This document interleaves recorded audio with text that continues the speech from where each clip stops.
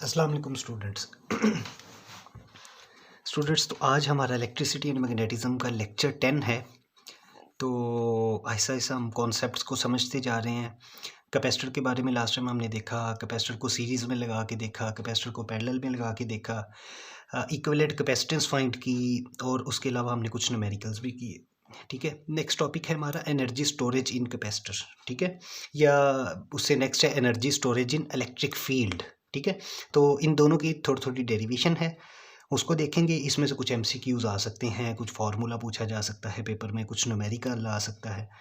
तो ट्राई करते हैं सबसे पहले एनर्जी स्टोरेज इन कैपेसिटर। ठीक है जी, जब कैपेसिटर के अंदर एनर्जी स्टोर हो रही होती है उस दौरान सबसे पहले कैपेसिटर को सप्लाई दी जाती है, कैपेसिटर चार्ज हो रहा होता है।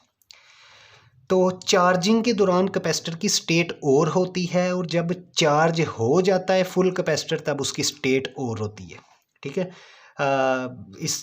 तो इसको समझते हैं। तो जहाँ पे भी मैं छोटा q या छोटा v इस्तेमाल करूँगा, इसका मतलब ये होगा कि अभी कैपेसिटर चार्ज हो रहा है, और जहाँ पे भी मैं कैपिटल Q इस्तेमाल करूँगा उसका मतलब है कि अब चार्ज हो चुका है। ये एक रिप्रेजेंट करने का तरीका है।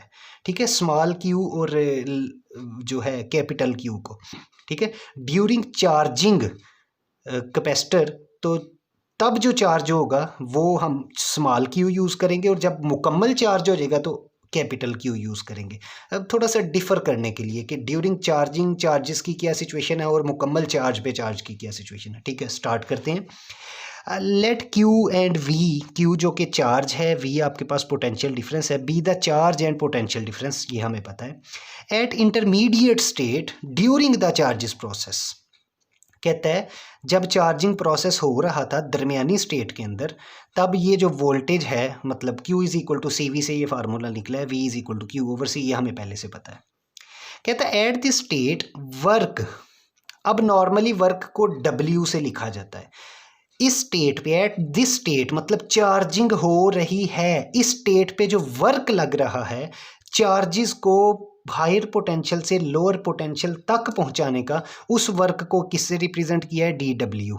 ठीक है, चेंज इन वर्क, क्योंकि अभी वर्क हो रहा है, तो जब भी कोई चीज़ हो रही होती है तो उसमें चेंज आती है। तो DW is the representation of change in work, मतलब अभी चार्जिंग हो रही है तो कैपेसिटर को चार्ज करने के लिए जो वर्क लग रहा है उसको DW से रिप्रेजेंट किया है।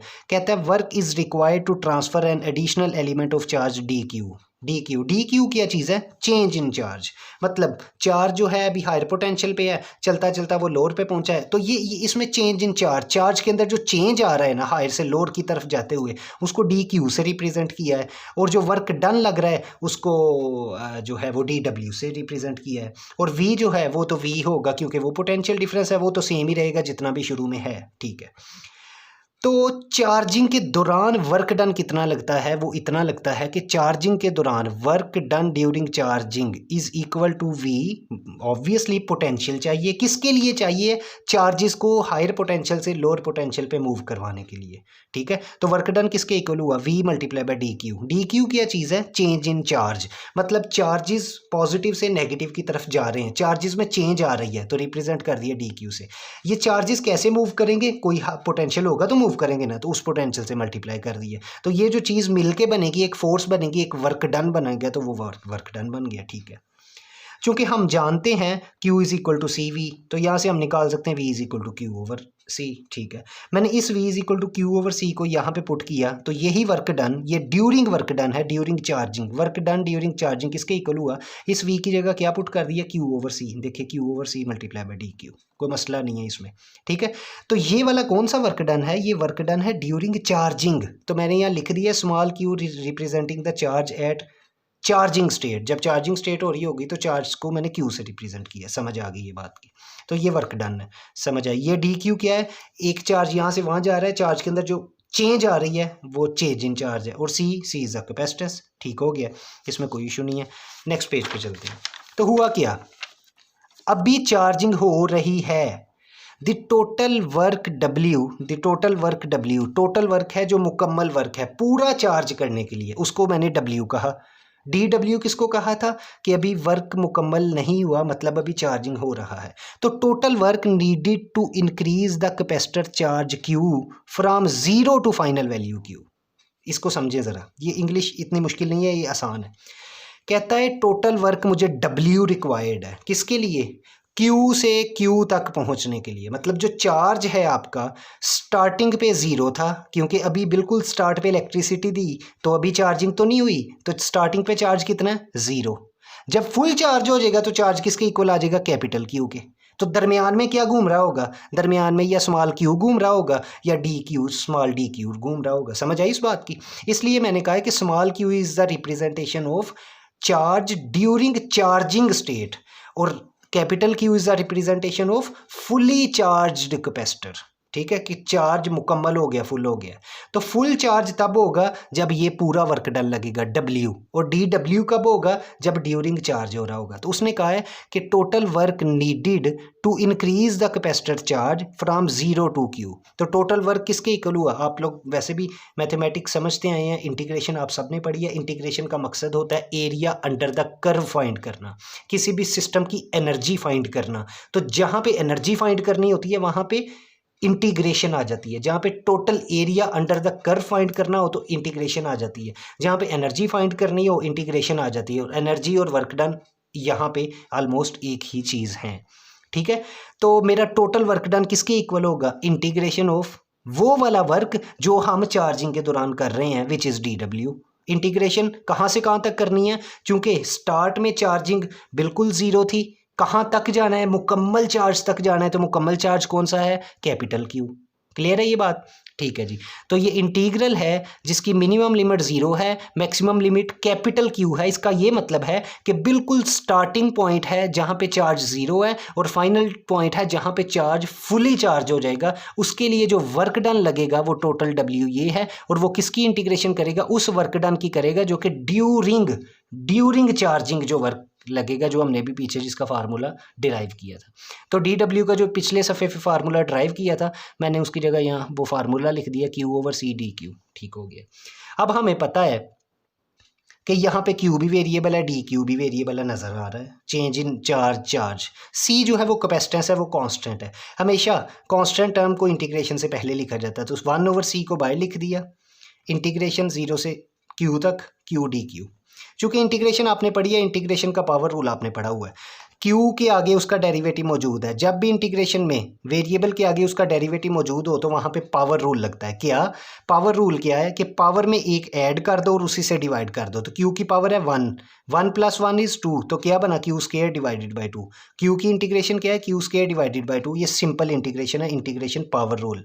Q² डिवाइडेड बाई 2, ये लोअर लिमिट है, ये अपर लिमिट है। ठीक है, ये 2 कांस्टेंट है, उसको मैंने बाहर लिख दिया।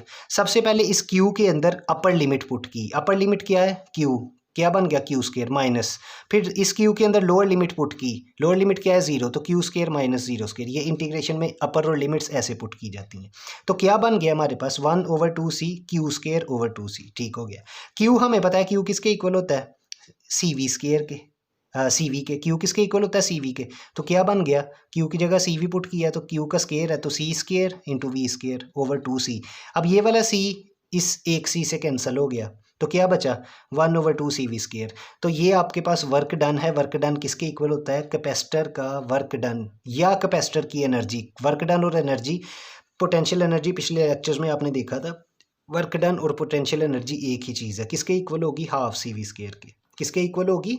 ½ CV² के। कैपेसिटर में पोटेंशियल एनर्जी या वर्क डन किसके इक्वल होती है? ½ CV²। ये आपने डिराइव किया है। किसका फार्मूला ड्राइव किया आपने? वर्क डन का या पोटेंशियल एनर्जी का, जो कि स्टोर हुई है इन कैपेसिटर। तो इतनी एनर्जी स्टोर हुई है किसी कैपेसिटर में, ½ CV²। तो जब भी आपसे पूछा जाए कि कैपेसिटर में बताओ कि आपके पास इतना वोल्टेज है, इस कैपेसिटर की इतनी कैपेसिटेंस है, तो बताओ कितनी पोटेंशियल एनर्जी इसमें स्टोर हुई है, तो आप ½ CV² से पोटेंशियल एनर्जी बता सकते हो। कुछ किताबों में इसका फार्मूला ये भी लिखा जाता है ½ QV। आप भी लिख सकते हैं। कैसे? आपको पता है Q = CV होता है, तो वहाँ से C = Q/V होता है।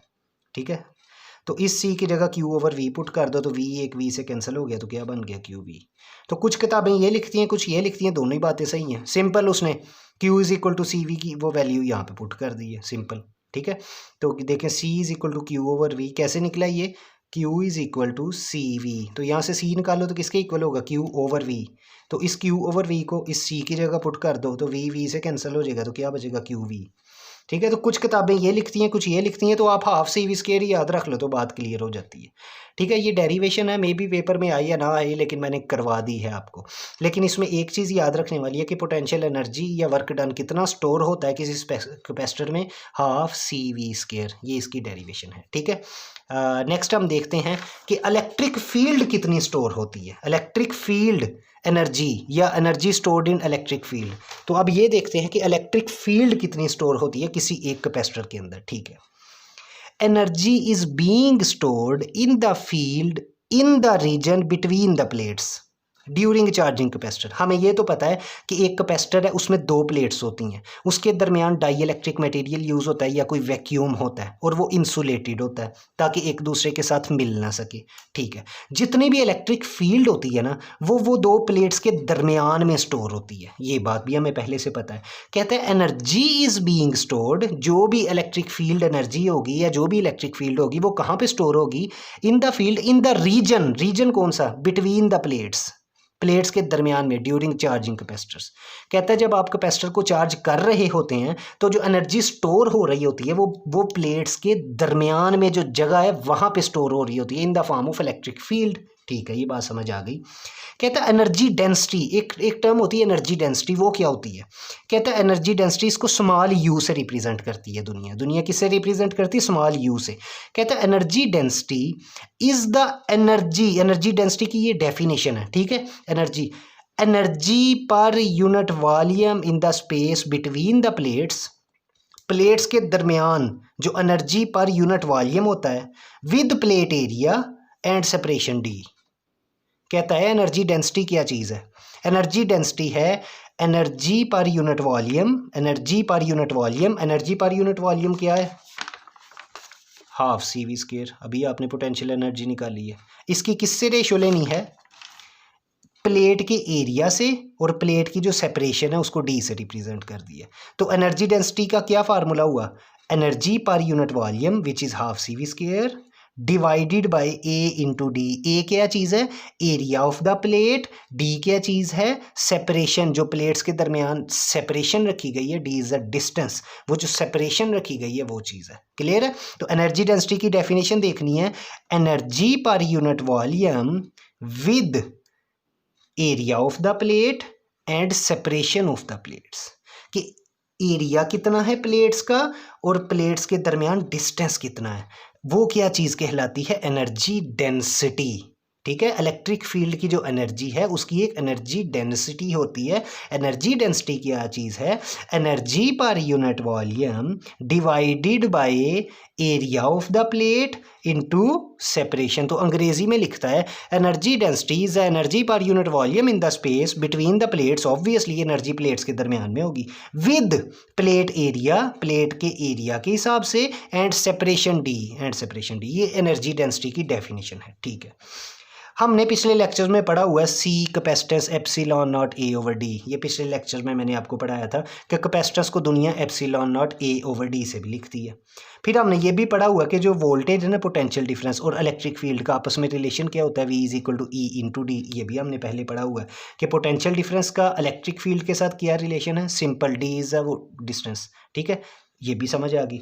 हम क्या करते हैं, ये जो एनर्जी डेंसिटी का फार्मूला है इसमें ये C की वैल्यू यहाँ पे पुट कर देते हैं, ये V की वैल्यू यहाँ पे पुट कर देते हैं। तो जब मैं C की वैल्यू यहाँ पे पुट करूँगा तो एनर्जी डेंसिटी क्या बनी, 1/2 एप्स, ये देखें C की जगह क्या पुट किया, epsilon naught A over D. देखें C की जगह क्या पुट किया, epsilon naught A over D multiply by V square है, V किसके इक्वल है, ई डी। तो V स्केयर करेंगे तो E square into D square, तो यहाँ लिख दिया E square into D square divided by A multiply by D, divided by A multiply by D.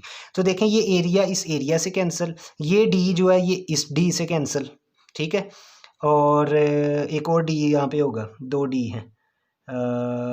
ठीक है, हाँ ये देखिए 1 2 और ये डी स्केयर, 1 2 3 4, तो दो दो आपस से कैंसिल, ये डी स्क्वायर इस डी और इस डी से कैंसिल, ये एरिया इस एरिया से कैंसिल, तो पीछे क्या बचा 1/2 एप्सिलॉन नॉट ई स्क्वायर। ई क्या चीज़ है, इलेक्ट्रिक फील्ड है। यू क्या चीज़ है, इलेक्ट्रिक एनर्जी डेंसिटी है। ठीक है जी, तो ये किसका रिलेशन है, इलेक्ट्रिक एनर्जी डेंसिटी का किसके साथ रिलेशन है, इलेक्ट्रिक फील्ड के साथ। तो यही वो इलेक्ट्रिक फील्ड है जो एनर्जी डेंसिटी की फॉर्म में या इलेक्ट्रिक फील्ड की फॉर्म में स्टोर होती है किसी कैपेसिटर के अंदर। तो this is the relation between electric field and electric energy density. यही वो एनर्जी है जो इलेक्ट्रिक फील्ड की फॉर्म में कैपेसिटर के अंदर स्टोर होती है। तो आज हमने दो डेरिवेशंस की हैं, दो फार्मूला सीखे हैं। नंबर एक, कैपेसिटर क्या स्टोर करता है, कैपेसिटर एनर्जी स्टोर करता है चार्जेस की फॉर्मेशन में। वो एनर्जी क्या है, वो एनर्जी है U is equal to half C V square. ठीक हो गया, या दुनिया लिखती है U is equal to half Q into V. ठीक है, C की जगह वो Q ओवर V पुट कर दिया। ठीक है, ये भी समझ आ गई। तो मैं कह सकता हूँ कैपेसिटर में एनर्जी कितनी स्टोर होती है, हाफ सी वी स्क्वायर। अगर मैं कहूँ कैपेसिटर में इलेक्ट्रिक फील्ड एनर्जी कितनी स्टोर होती है, तो वो हम कैसे रिप्रेजेंट करेंगे, U is equal to half epsilon naught E square. ये देखिए, ये मिलते जुलते फार्मूलाज हैं। ये हाफ सी वी स्क्वायर है, ये हाफ सी वी स्क्वायर है, ये half epsilon naught E square है। ठीक हो गया, वहाँ पे V का स्क्वायर है, यहाँ पे E का स्क्वायर है, वहाँ पे C लिखा था, यहाँ एप्सिलॉन नॉट लिखा है। तो ये एनर्जी स्टोरेज के फार्मूलाज हैं। इलेक्ट्रिक फील्ड एनर्जी स्टोर होती है, और दूसरा हमारे पास वर्क डन या एनर्जी स्टोर होती है जो कैपेसिटर में, उसका हमने फार्मूला निकाला। क्लियर है जी। इससे रिलेटेड कुछ एग्जाम्पल्स हो सकती हैं, कुछ न्यूमेरिकल्स आ सकते हैं। फॉर एग्जाम्पल, आपको ये पूछा जा सकता है कि अगर पोटेंशियल डिफरेंस इतना हो, चार्ज इतना हो, तो एनर्जी निकालो। तो पोटेंशियल डिफरेंस आपको पता है, चार्ज आपको पता है, तो एनर्जी निकाल लो। चार्ज आपको पता है, पोटेंशियल डिफरेंस पता है, C आ गया, C यहाँ पुट करो, पोटेंशियल डिफरेंस यहाँ पुट करो, तो आपके पास पोटेंशियल एनर्जी आ जाती जो उसमें स्टोर हुई है। या आपसे इलेक्ट्रिक फील्ड अगर उसने गिवन दी हो, और एप्सिलॉन नॉट की वैल्यू तो आपको कांस्टेंट पता है, तो आपको इलेक्ट्रिक फील्ड गिवन हो, तो आप बता सकते हो उसकी इलेक्ट्रिकल एनर्जी डेंसिटी कितनी, जिसकी डेफिनेशन हमने भी ये देखी थी। तो ये बड़ा सिंपल सा लेक्चर है, इसमें दो फार्मूलाज हैं टोटल, ज़हन में रखने के लिए MCQs आ सकते हैं, और मे बी डेरिवेशन भी पेपर में आ जाए। तो डेरिवेशन भी मुश्किल नहीं है, फार्मूलाज भी मुश्किल नहीं है, एक दफ़ा प्रैक्टिस करेंगे तो समझ आ जाएगी। फिर भी जो चीज़ ना समझ आए आप किसी भी वक्त पूछ सकते हैं।